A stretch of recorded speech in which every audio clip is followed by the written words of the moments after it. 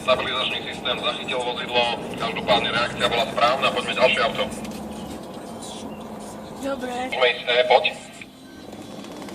Tentokrát, aj keď príde jaj, tak držíme volant. Obidvomi rukami, veľmi dobre. Veľmi správne, zachytil nás stabilizačný systém. Trošku sme sa rozklikali ako PlayStation, vianočný stromček na prístrojovom paneli, ale tak to má byť. Viete, to mňa Fordové, poď. to mňa. No, Ja neviem, ja fakt neviem. ja tomu fakt nerozumiem. Možno si to všimol aj on, že tomu nerozumiem. Výborne, taktiež.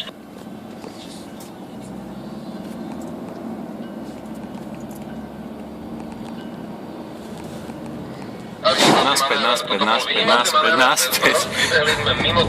Kde naspäť? Pozor na to, Čo? hovorím, potratím. Ty sa musíš vrátiť naspäť. Aj. Amatéra.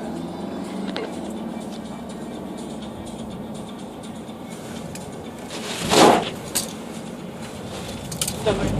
Taktiež som nevidel brzdy a nevidel som ich ani hore, ani dole. Keď je krízová situácia, vždycky v prvom rade idem na brzdy. Tu som sa ani nedotkol brzdového pedálu. Môžeme ísť ďalšie Ečko. Kým zahledze a môžeme ísť potom.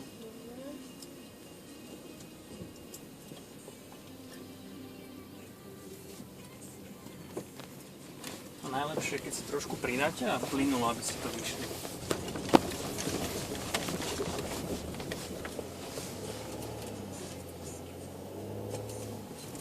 Trošku doprava. Môžete zastaviť.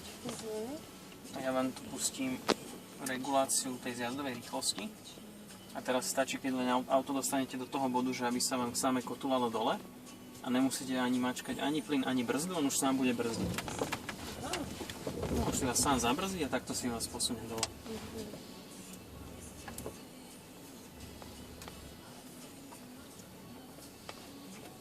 Máme poslednú prekážku, tu máte bočný náklon. Tiež radšej lepšie spomalí.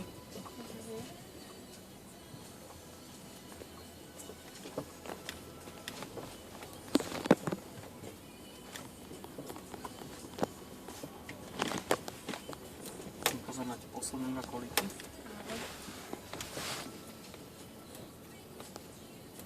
Musíš späť a kontrafiť. To je súťaž?